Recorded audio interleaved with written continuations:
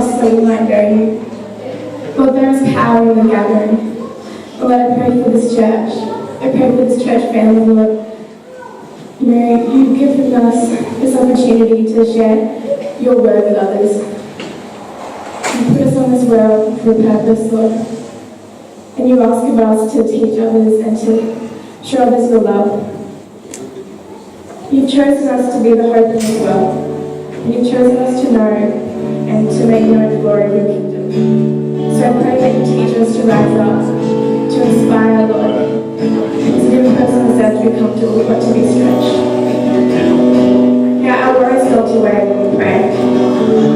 Hope returns and the joy of his presence lights up our lives again. So if you find yourself feeling tense today, write down the inside and let him speak into your life. Let him love you. Let's sing and praise the name of the Lord.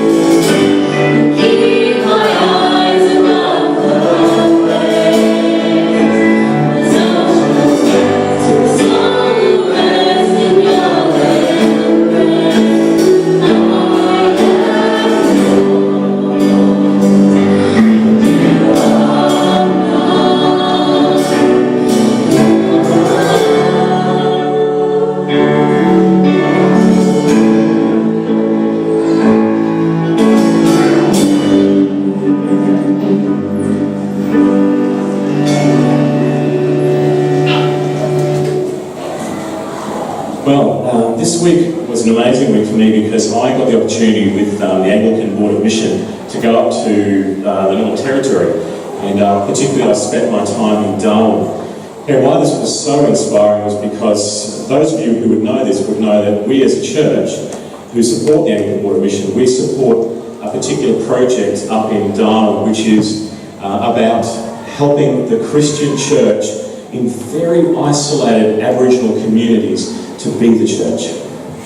And I'm going to show you a video clip of the college that I spent some time in to give you an idea of how energised the church is and how powerful the gospel is in the Aboriginal community through, not institutions, but through people. Because where these people come from, it's hard to imagine as Australians living in this day and age, but some of these people live incredibly isolated lives in places that you just couldn't begin to imagine, the sheer size of this country. And I'm going to stop now and let you watch this clip, and then I'm going to talk a little bit more. Greetings from Nungalingia College.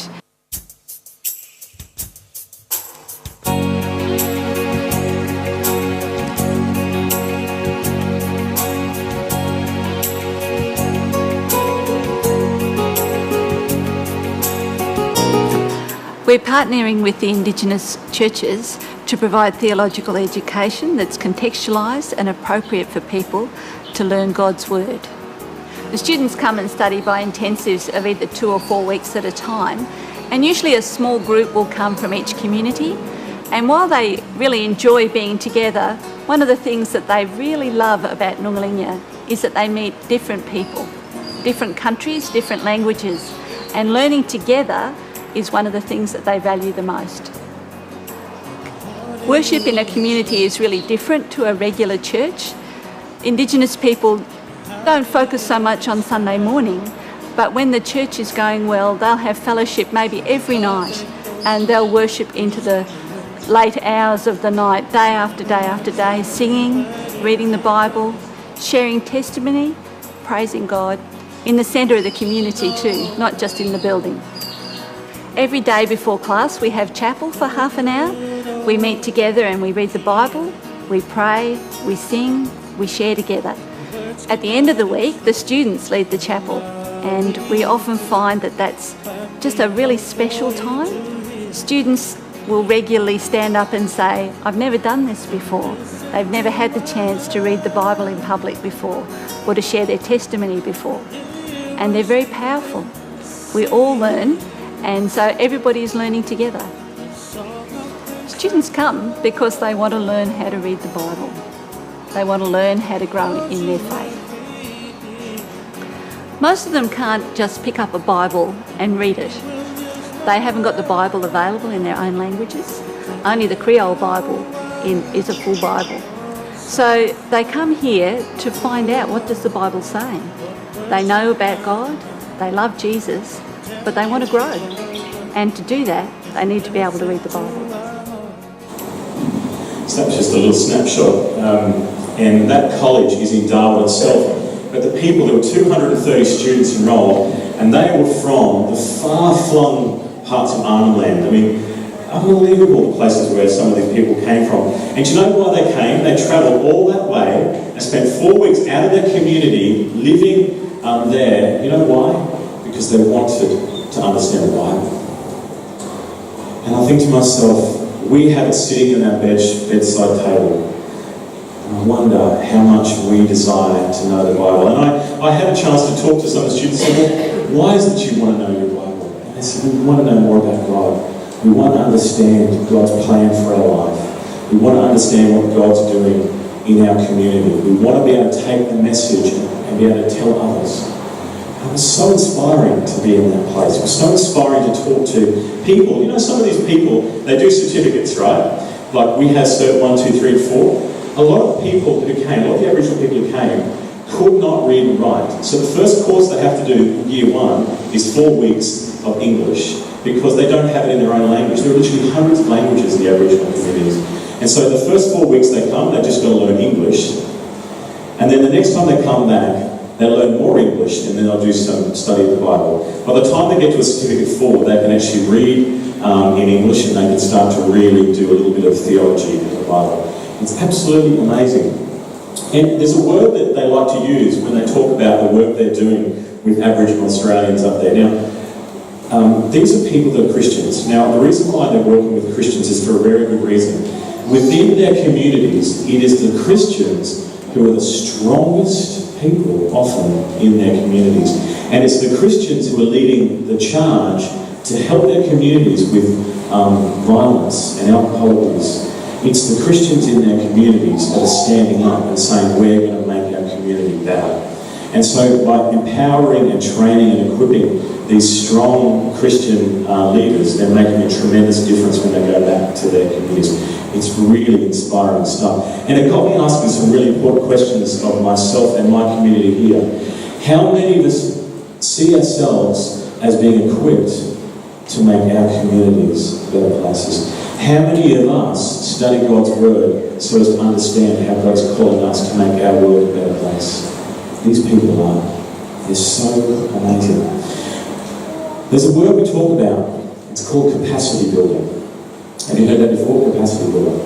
In your life, you have a capacity. Now, if you've been a teacher, you've got a capacity to teach. If you've been a mother, you've developed a capacity to be a mother. You see where I'm going with that. We all have a capacity. Now, some of us have a little bit of capacity, and some of us have a lot of capacity. Now, put yourself in the shoes of someone who never went to school. They're in their 40s, never went to school, never learned how to read and write, never learned to speak English, never had a job. Imagine how much capacity they have to be a leader in their community. Imagine how much capacity they have to bring about change. But you know what I love about meeting some of these people? Is that despite their disadvantage, they believe that God is growing their capacity. And places like Nungalinga College are there to help them grow their capacity to be able to change their communities for the better. And I wonder how many of us believe that God wants to grow our capacity to make a difference in the world. Okay, let's open our Bibles. I want to get into the Gospel today, which is John. Now, sometime later, Jesus went up to Jerusalem for the feast of the Jews. Now, there is in Jerusalem near the sheep gate a pool, which in Aramaic is called Bethesda, which is surrounded by 5 covered colonnades. Here, a great number of disabled people used to lie, the blind, the lame, the paralysed. And one who was there had been an invalid for 38 years. When Jesus saw him lying there and learned that he had been in this condition for a long time, he asked him, "Do you want to get well?" "Sir," the invalid replied, "I have no one to help me in the pool when the water is stirred. While I am trying to get in, someone else goes down ahead of me." And Jesus said to him, "Get up, pick up your mat and walk." And once the man was cured, he picked up his mat and walked. We're going to stop there. So I wonder if you can picture in your mind a man. We don't actually know what his condition was. It doesn't tell us. It says there were crippled and blind and lame people there. But you're left with a very strong impression that whatever his challenge was, he couldn't get up in his own strength and make it into the pool. And so for 38 years, he laid next to this pool, unable to get in, because the story was that, as you heard me talk about with the kids, the pool was a healing pool. And every now and then the water would get stirred up. It was fed by natural springs. It would get stirred up. And people believed that the first one would get healed. Now, I suspect that it must have been true, because why would someone have waited 38 years if that wasn't true? And certainly in the Jewish story, they do believe that God would heal through these waters. So, he's there 38 years. Now, what I want to pick up on is a particularly curious part of this encounter. Verse 6. When Jesus saw him lying there and learned that he had been in this condition for a long time, he asked him, "Do you want to get well?" Now, this seems a pretty simple question, doesn't it? Do you want to get well? Now, if you were asked that question, do you want to get well? What would your answer be? Do you want to get well? Do you want to have a life of meaning? Do you want your life to be more than your car and your house? Do you want to have a future that fits into God's purpose? What would you say to all those things? Well, I would say yes. Let's see what the crippled man has to say. "Sir," the invalid replied, "I have no one to help me into the pool when the water is stirred. While I am trying to get in, someone else goes down ahead of me." Now, you need to read what's behind this. Did this man say, "Yes, I want to get well"? No, he didn't. He said, "It's too hard." He said, "I can't." He didn't say, "Yes, I want to get well." He said, "I can't, it's too hard."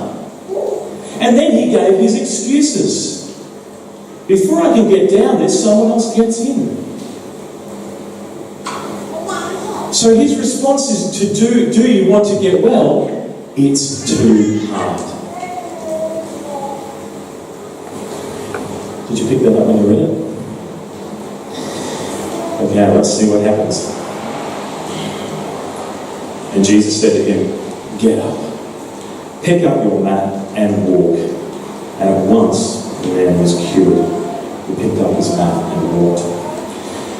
Do you know,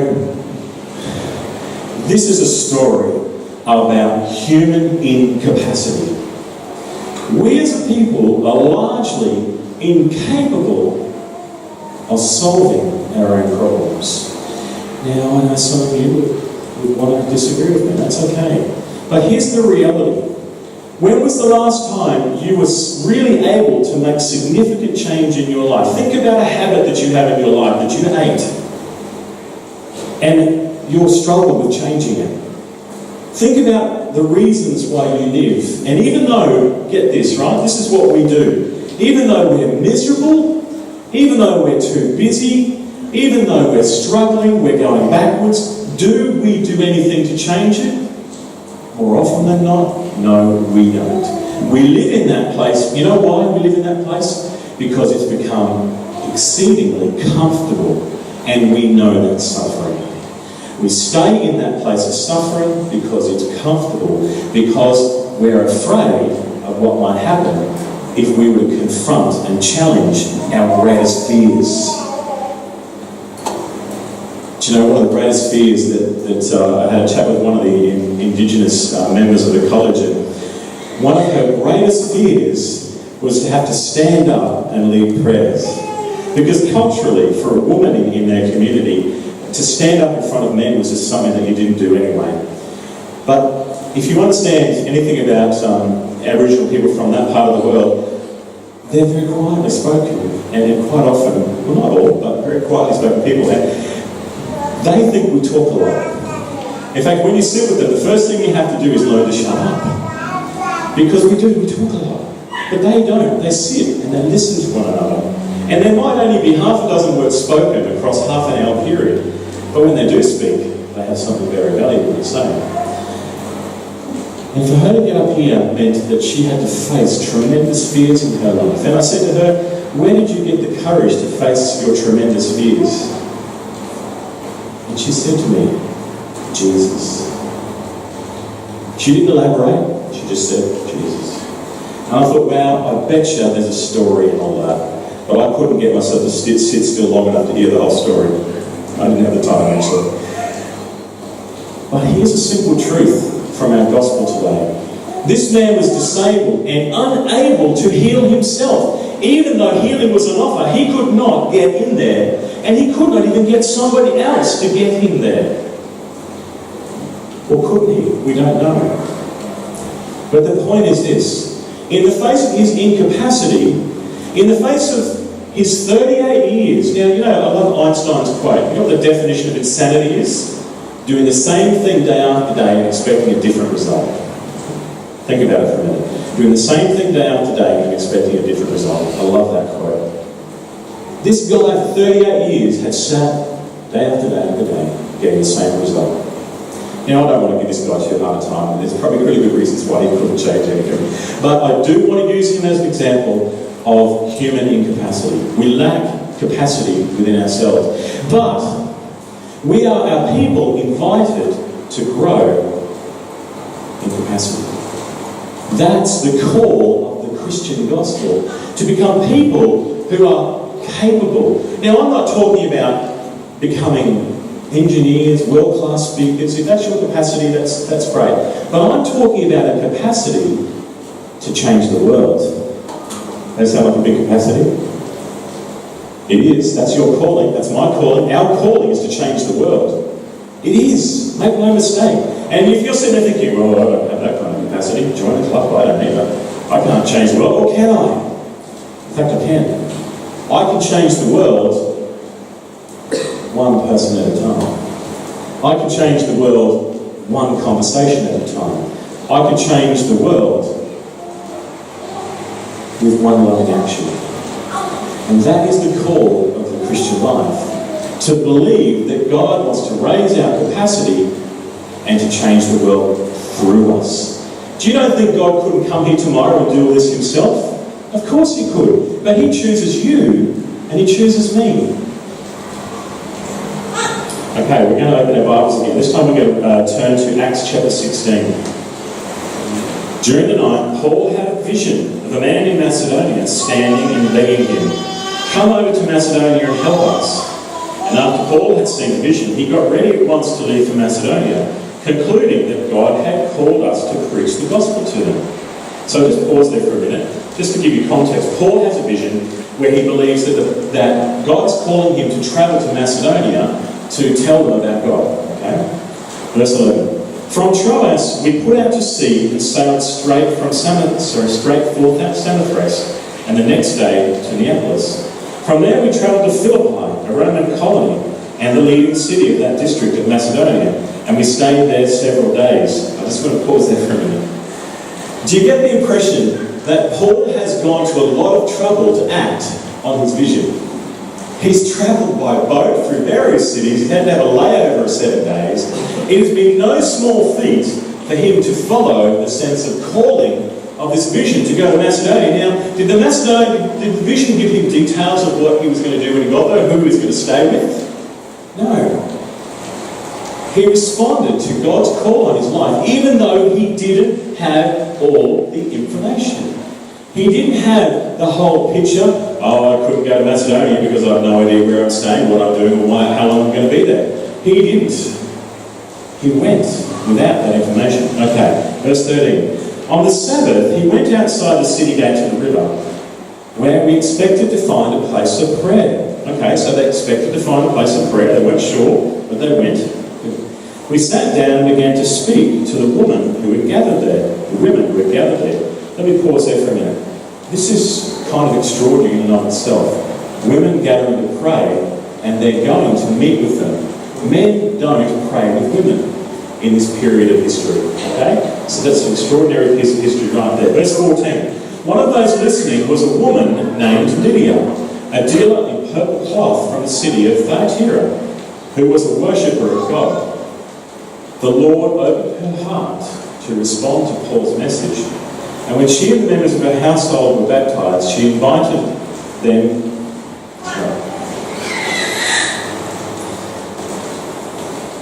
When she and the members of her household were baptized, she invited us to her home. If you consider me a believer in the Lord, she said, come and stay at my house. And she persuaded us. Okay. So this seemingly innocuous little story of Paul travelling by a boat through various cities, staying 7 days in a stayover, nowhere to stay, I have no idea what they're doing. God calls them to go to a prayer meeting of women. And who is the person they encounter? Lydia, the seller of purple dye. Now this is quite an interesting piece of context and history too, because purple dye was incredibly valuable. So Lydia was running a business, a woman running a business in a period of time when this was quite extraordinary. Not only was she running a business, she was running an incredibly successful business. This was wealthy business dealing. She was a wealthy person. And so she's dealing in purple dye, but she is a believer.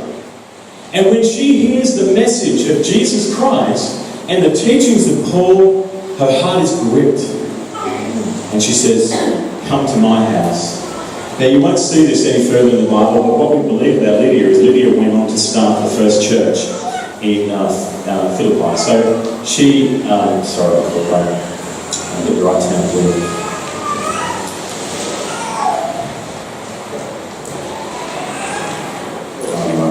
guys can't find it, I'll get it for you then. She goes on to start one of the first churches.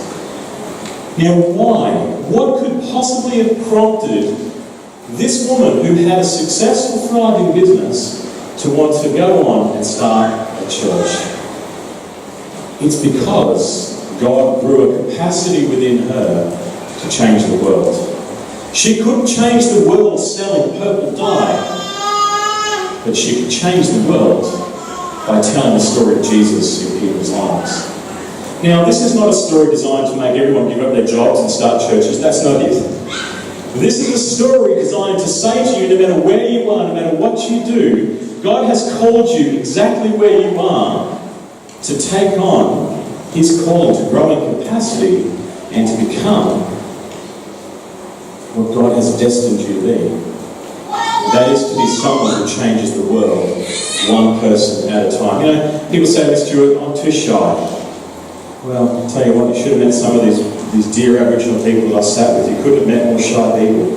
But they, back in their communities, are powerhouses of change in their communities. And you want to know why? Because God has grown their capacity because they invited Him to. So here's my question for us here today. Do you believe that God has called you to change your world?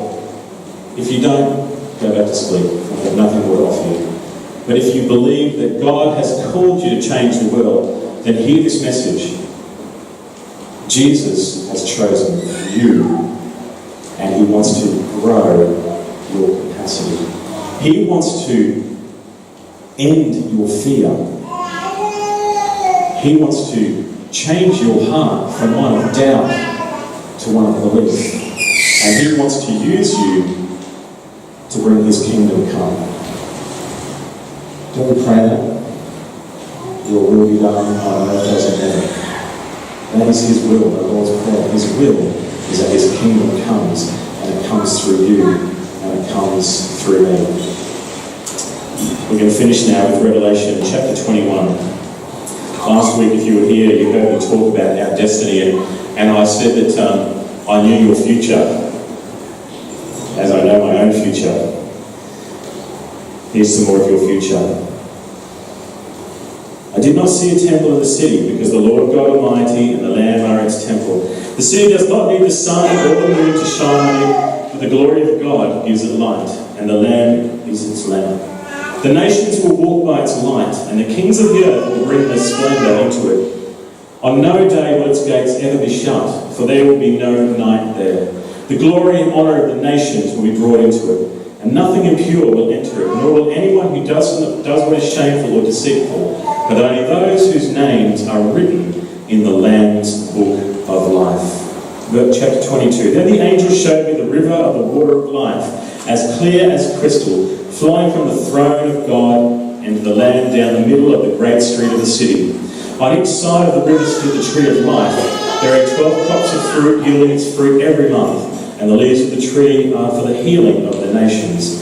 No longer will there be any curse. The throne of God and all the Lamb and of the Lamb will be in the city, and the servants will serve Him. They will see His face, and His name will be on their foreheads. There will be no more night. They will not need the light of lamp or the light of sun, for the Lord God will give them light, and they will reign forever and ever. The angel said to me, these words are trustworthy and true. The Lord, God of the spirits and the prophets, sent His angel to show His servants the things that must soon take place. Joe, I think one of the reasons why we don't take up our God-given privilege to change the world, and you want to know what my theory is? We have no idea of who we really are. We have no concept of the future that awaits us. We have no idea of what a tiny part of our life truly is when we spend it in the service of stuff. Understand that there is a vision and a future for us that is bigger than anything we could ever imagine. And there is only two things that will hold any real value in that place, in that future, in your destiny. There are only two things that will ever hold any value. Those that you loved,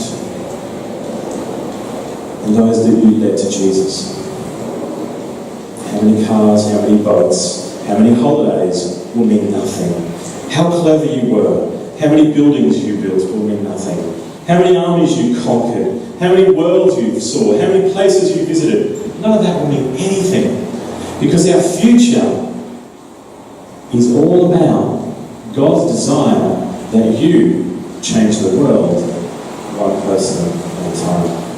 God wants to grow our capacity to change the world one person at a time. So church, we need to see our future. Our future is with the Father. Our future is with those who receive Jesus. Yours and my future is a bright one. And if we take up God's call, it will be a powerful one. Amen.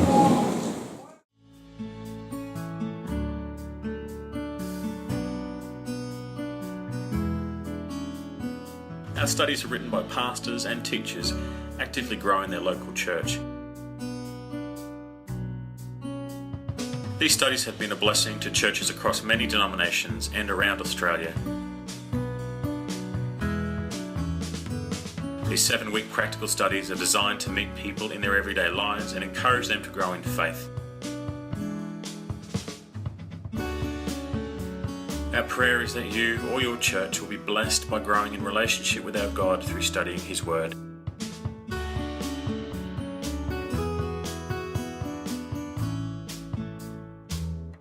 You can purchase these studies individually or for groups online.